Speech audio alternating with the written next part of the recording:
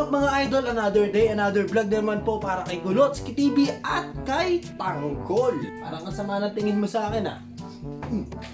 Isang suntok ka lang, Tanggol. For today's video nga pala, kidding aside pare, may pupuntahan tayo na bagong tindahan to ha. Bagong pupuntahan pero matagal na siya doon sa pwesto niya pare. Itong tindahan na to is napakadaming console at napakadaming laruan. So ano pang hinihintay natin? Puntahan na natin yan eh no? Kaso nga lang parang may konti tayong pagdadaanan. Konti lang naman para makapunta rin sa tindahan na yun. So kahit bumabagyo at kahit umuulan o bumaha ka man, diretso ako pare. Tara na, let's go. Papakita ko sa inyo kung gaano kataas yung dadaanan natin para makapag-vlog lang. Kung di tayo makalagpas dito, walang vlog ngayong araw. Tapos yung motor eh, baka lumubog doon. Pero kaya yan. Baka ranggo yan. Mataas! Mataas! Malalim daw. Kaya yan boss. Diretso mo lang boss. Ayan, di ko na naririnig si Rango pre. Kaya yan, isugod mo Kung Fu Panda.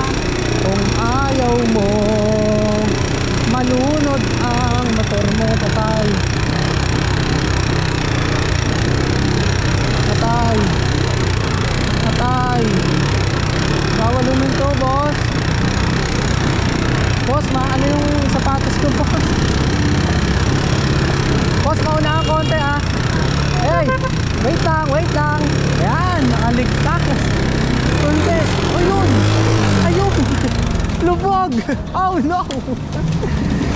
Lubog ang shoes.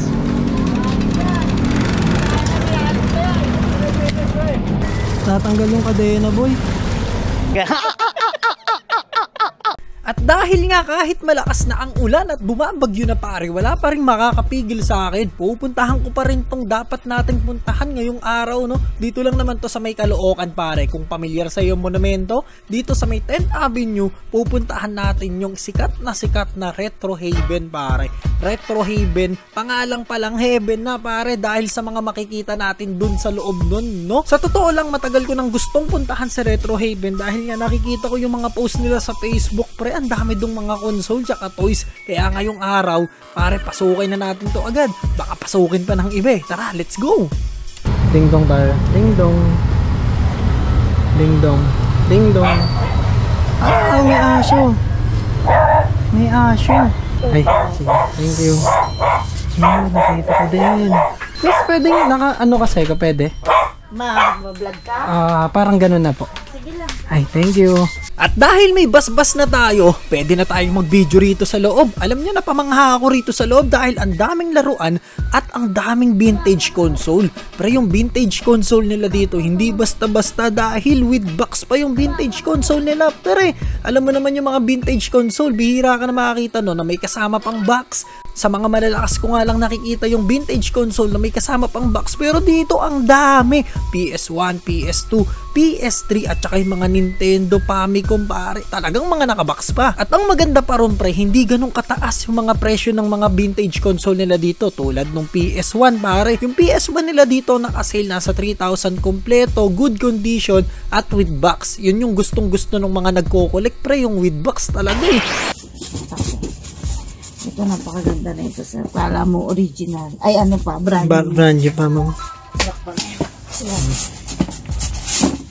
Tingnan mo ha. Oo. Ay ito ata yung isa. Yung mas maganda. Medyo nadilunod. Pero ano kasi sa kanila yan, given talaga na may gilaw. Ano yan ma'am? Natabi ng host na. Ayan, ito. May tinitinda kayong ganyan? May ganito kami. Kaya lang nasa storage pa. Okay. Wala kaming display. Ito. Ano lang yan? Siya na medyo ano lang yung serial match pa yan. Yung ace niya. Ito ko na. Ay ito ata. Pare-parehas pa ang price na 4,500. Ayun, yun. ito maganda. Yan yung color niya talagang sa original pa, no? Original color pa. Kasi yung iba niya pagtagal parang ganito, dumidil lang. Natural lang naman sa ano. Tingnan mo, serial match yan. Oo. Yan ang pinakaano ng mga collector. Serial match, tapos may box. Kasi may nakuha ko na ganyan. Kaso nga lang walang yun nga yung power supply. Tsaka hindi ganyan pa. Ano na siya yung parang ganito. Pero yan ma'am. Mas madilaw pa dyan. Mas madilaw pa rito. Tsaka yung box niya, medyo giba-giba. Meron din sila ditong PS2 na nakabox din. Ang presyo naman nito, 3,999. At ang kinagandahan niyan, lagi silang may sale. Yung 3,999 na yon, may possibility pang bumaba pare. Tingnan nyo naman, kompleto with box, good condition. At meron din silang mga katulad nito. May mga special edition. Pero yung special edition na yon, medyo mataas yun. Nasa 12,000 pre. At ito yung Super Famicom na sinasabi ko sa inyo. Meron din Nintendo GameCube. Ayan, tignan nyo na lang yung mga presyo. Iba-iba nga pala yung presyo guys, merong mataas, merong hindi, depende sa unit kung gaano nakarare yung item na yun. Kung may hinahanap ka na wala dito sa shop nila, alam nyo, pwede pa kayong magpahanap sa kanila mismo sa Japan. Kung napanood mo yung video ko last time, katulad nung ginawa nung barkada ko sa Japan, nagpasabay ako ng mga laruan, ganon sila guys, kasi yung may-ari nito nakastay sila sa Japan, kaya yung mga item nila dito, puro galing sa Japan to guys, doon nila hinahanto. Kaya kung may gusto ka na wala dito sa shop nila at gusto mong ipahanap sa Japan, pwede rin yun. Depende sa usapan nyo kung magiging magkano yung mga laruan na yun na ipapahanap nyo.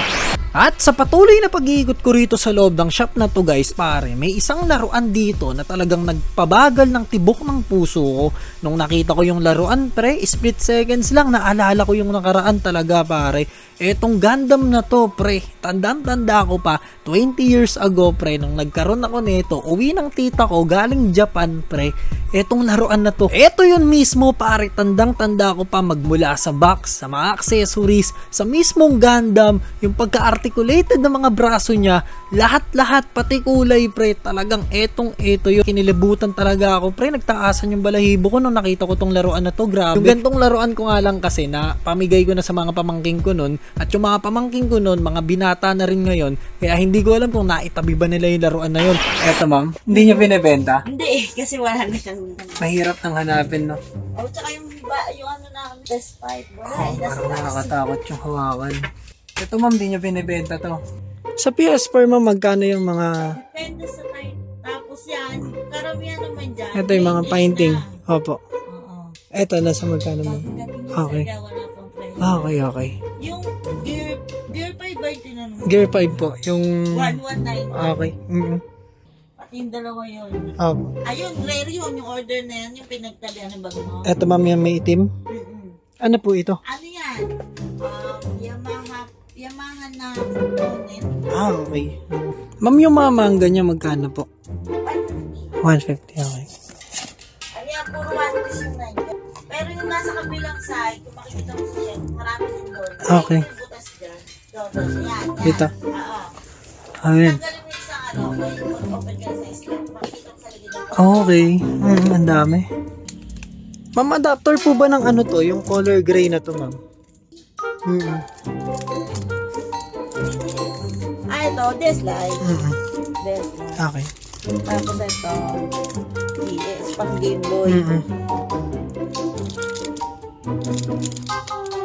Ano sa'yo, 3DS? Ano, XL? XL.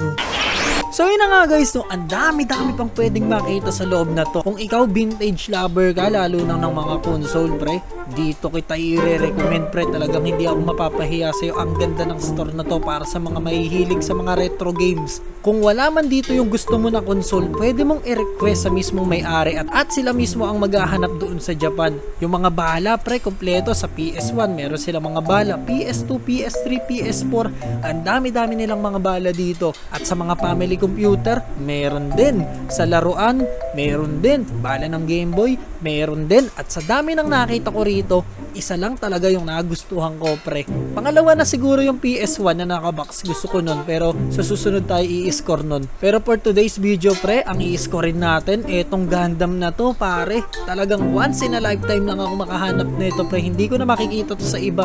Makita ko man pre, ang hirap siguro no. Ako tsambahan lang, hindi ko naman alam na nandito to pre no. Siguro talagang pinadhana kami sa isa't isa nitong Gundam na to pre. Natutuwa talaga ako at eto na yung i-score natin dito sa shop nila, Retro Haven. Shoutout sa inyo, napakaangas ng tindahan nyo pre. Pangatlong beses siguro to na nangyari sa akin pre, na eto, yung bagay na to, etong laruan na na-score natin doon sa Retro Haven, nagpaalala na naman sa mga nangyari sa akin nung mga nakaraan pa. 20 years ago, nung nagkaroon ako ng gandong laruan, 31 na ako ngayon, Siguro mga 11 years old ako noon or 12, parang 19 years ago siguro mga ganon. Pero tanda-tanda ko, elementary ako, no, mga 2005 siguro or 2004, grade 4 or grade 6, nagkaroon ako nito. Bigay sa akin ng tita ko na nasa Japan. Ayoko pa kasing buksan eh. Siguro susunod ko na i-unbox. Nawiwirdo kasi ko sa ulo na ito, parang dalawa yung mata niya. May parang mata doon, tapos parang may mata siya dito. Yun yung pinaka natatandaan ko sa laruan na to. At kompleto yung accessories nito. Meron siyang gun, may shield, and then yung sword, pre. Ang ganda talaga ng laruan na to, pre. At ang maipapayo ko sa batang ako, itabi mo naman please lahat ng laruan mo. Para hindi ka na mahirapan pang hanapin mo yung mga dati mong laruan, pre. Itabi mo yung iba. Pero mawawala yung mga laruan mo, sana mapanood mo to. Yung ibang laruan mo mawawala talaga. So yun lang guys. Peace. Bye-bye. Don't forget to like, share, and subscribe. At huwag nyo rin kalimutang i-click yung notification bell button para updated pa kayo sa mga susunod na video. So maraming salamat. Bye-bye.